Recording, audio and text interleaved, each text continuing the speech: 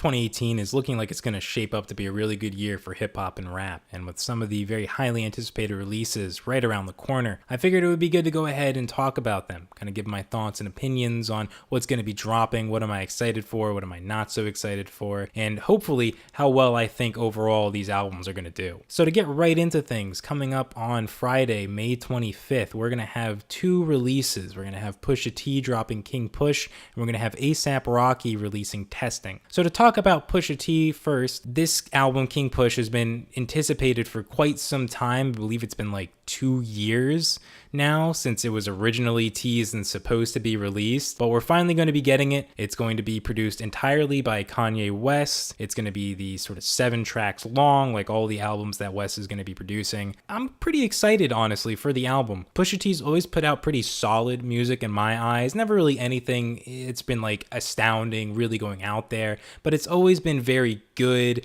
very kind of, I guess you could say, hard music. He knows what he's doing and he does it well. You can say, maybe he's a bit repetitive. He's always rapping about, cocaine and drug dealing and all that kind of stuff, but he knows how to do it and he does it well. He's promising more, heavy, hard raps on this album. I think he's going to deliver, certainly. And ultimately, I do think it's overall going to be a pretty solid project. Maybe nothing too groundbreaking. It'd be interesting to see if there's anything he really does to kind of shake things up, but I don't think overall it'll be too different than what he's already released. Talking about A$AP Rocky now, Testing, this is one of the albums that I'm cautiously optimistic about. I'm looking forward to it, but I'm a little worried it's not going to live up to sort of, not the expectations, but just sort of the quality I would expect from someone like him.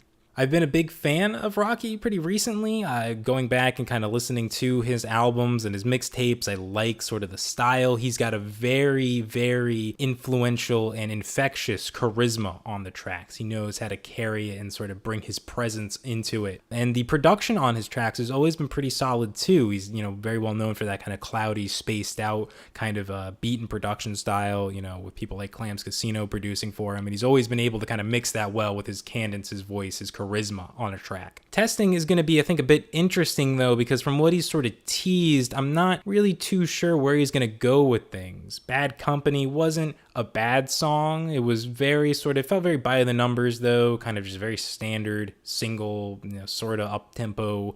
Nothing really interesting there. But on the other hand, A$AP Forever, I really enjoyed. It was a pretty interesting production and beat.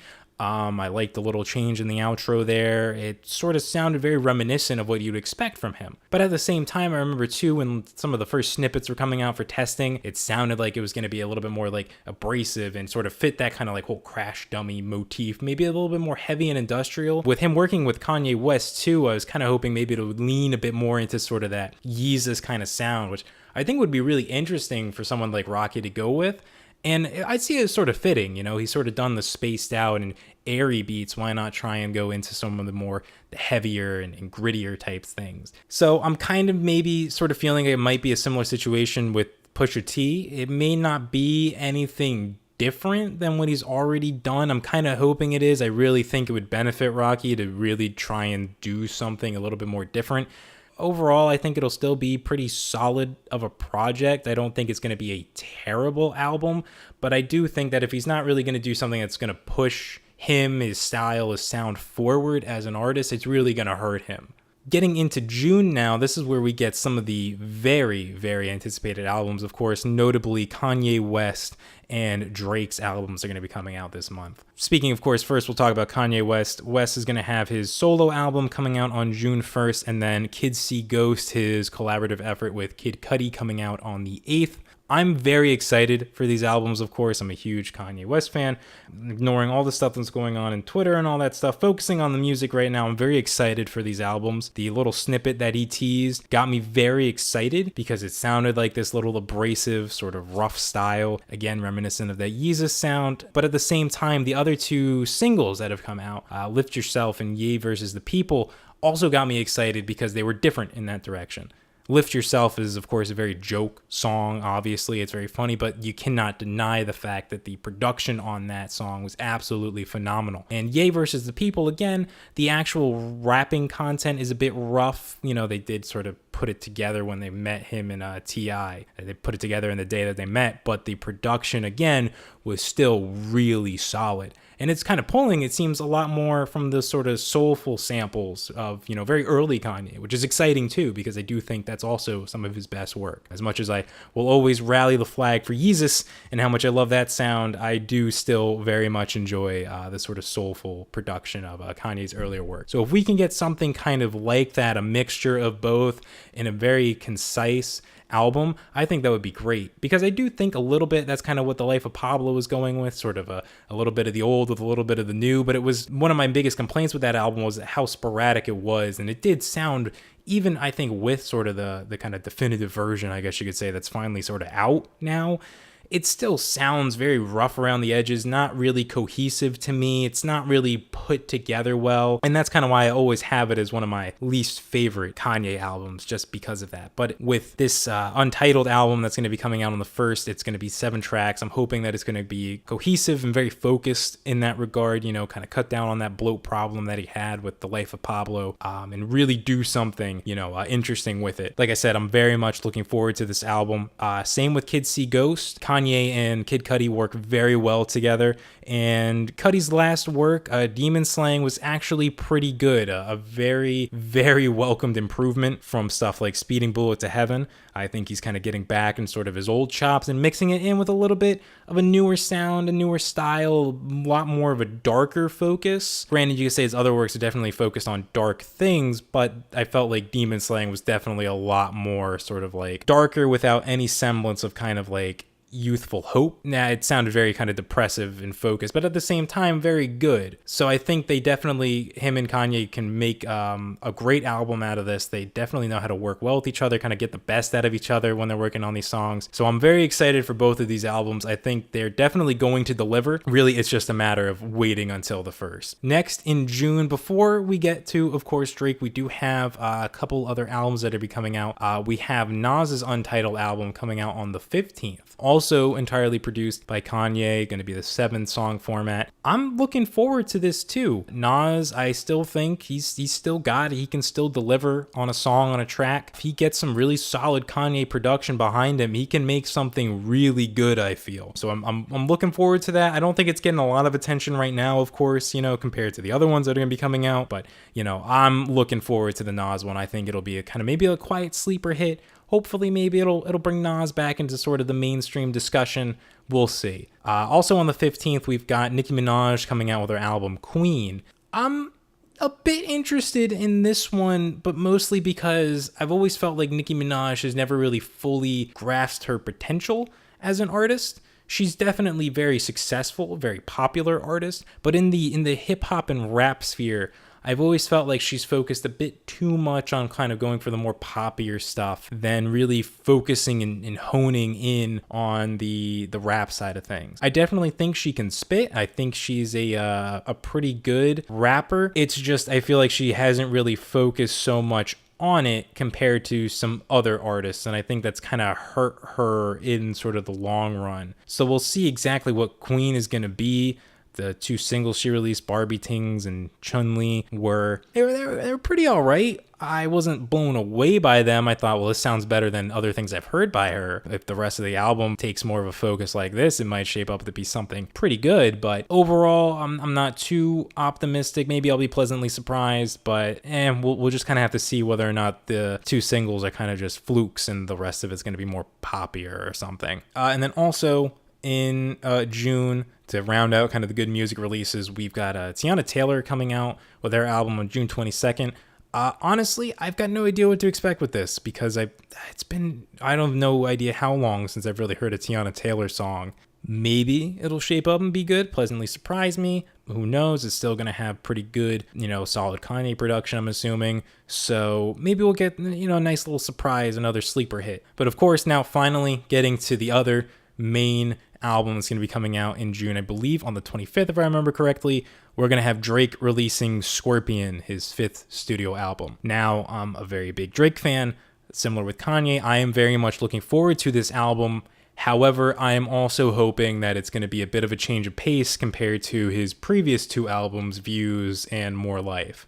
Now, Views, honestly, I liked it when it came out, and it's definitely grown on me a lot, but I still have the complaint with it that it feels very kind of by the numbers for a Drake album. It feels like it's checking off all the boxes of what you would expect from a Drake album, but it's not really delivering sort of the emotion and sort of the heart and soul. Sounds a bit corny, but, you know, I think those were sort of the important elements that really made Thank Me Later, Take Care, and Nothing Was the Same really stand out, was that there was this hint of genuine emotion behind all of the songs. Views felt very cookie cutter, very kind of this is what you expect. Nothing really felt like it was going into specifics about anything or really getting into detail. It just felt very kind of glossed over. And then More Life, I was pretty disappointed in, honestly. It sounded just kind of like very poppy island vibes. Drake, the production wasn't bad, but just the overall focus of the album, I really didn't know what exactly was going on with it.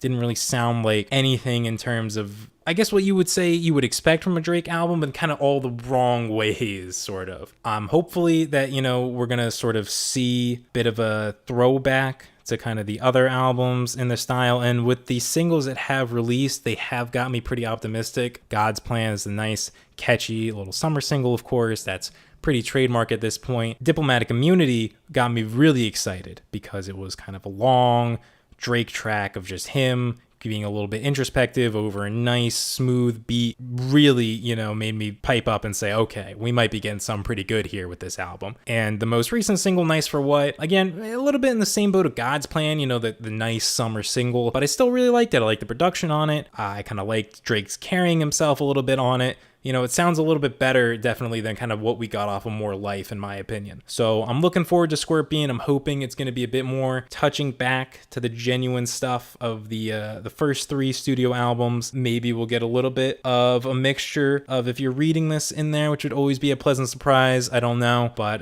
like I said, definitely looking forward to this one. And so then we'll talk about some of the unannounced albums that, you know, we have a pretty good idea are going to be coming out sometime this year, either in the summer or a bit later. One of the first ones that we'll talk about, because it's on my mind right now, I just listened to the single, Anderson .Paak. Anderson .Paak just came out with a single, Bubblin', which was a really good single, by the way, and I'm definitely excited that we might hopefully be getting an album from him this year. He's been working with Dr. Dre a lot, and I think that's kind of a great step for him for his music, because Malibu definitely gave me a lot of those kind of West Coast vibes. So working with someone like Dre and kind of fusing those styles together, I think Paak's version of the sort of West Coast sound with Dre's more classic styles would definitely be, in my opinion, a really great match.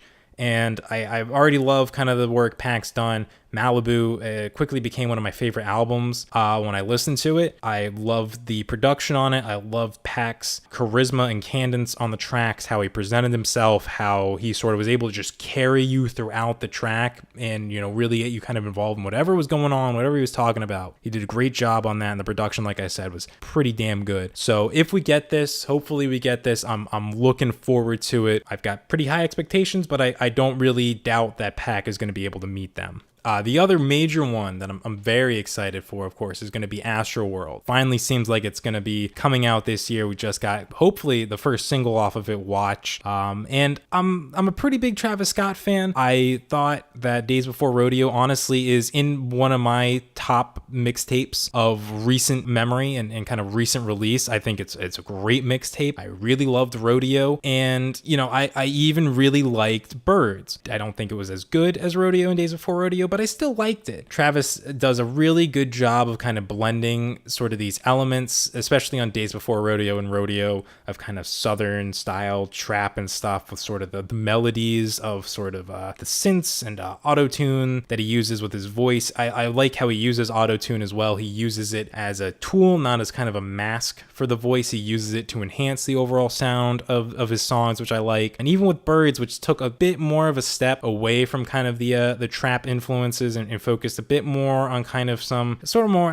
melodic synth kind of production. Some of it was maybe a bit more mainstream appealing. Overall, I still really liked it.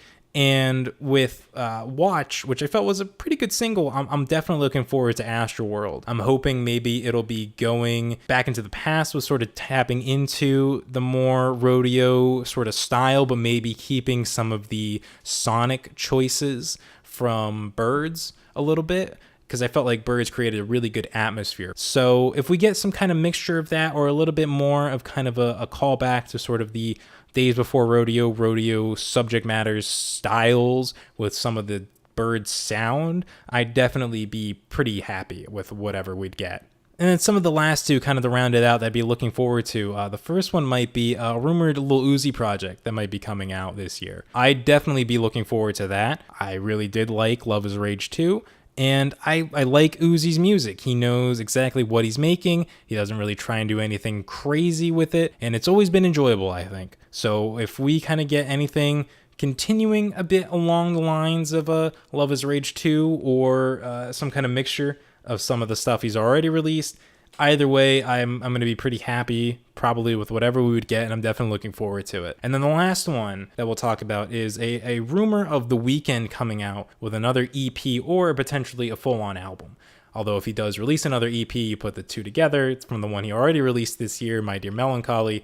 Might as well get an album anyway. So my thoughts on that, I liked My Dear Melancholy. It felt a little bit more like a callback to some of the older stuff by The Weeknd, but it still did retain a lot of the more sort of mainstream sensibilities of it. It wasn't, a full-on callback. And honestly, I'm hoping that if he does release another follow-up EP or an album, it continues to focus more on sort of the past influences that he had and the past styles of his earlier sort of works, the trilogy tapes and even Kissland. I don't want to say too much here because I've got another video planned about kind of The Weeknd. I want to talk about it, sort of how I feel about him more in depth there. But to kind of give the gist of it, for Starboy, I didn't really like Starboy. Felt like it was going too poppy. It felt like it was kind of bloated too, sort of going all over the place, not really consistent in terms of its focus, its style, its sound. So I'm hoping that he sort of follows the My Dear Melancholy trend and kind of calls back a little bit more to the earlier stuff and pulls his music a bit more in that direction. I know probably won't be with how he's been continually getting more and more mainstream and poppy, and I can't hate on a man for success, but I know me personally, I kind of wish it would be a little bit more in terms of the older style. So that's kind of it for some of the albums that I'm really looking forward to, or I'm thinking might shape up to either be really good or really bad this year. Like I said, I do think that this year is going to be still pretty solid, pretty good actually for hip hop and rap. And I'd be interested to know, of course, if you guys have any thoughts about any of the albums I talked about, or if there's any that I forgot to mention or I didn't know about that you're excited about. Feel free to let me know down in the comments. I'd definitely be interested to hear what you guys think about how this year is going to be shaping up. Anyways, that's going to be it for me today. Thank you guys all for watching. I'll catch you next time.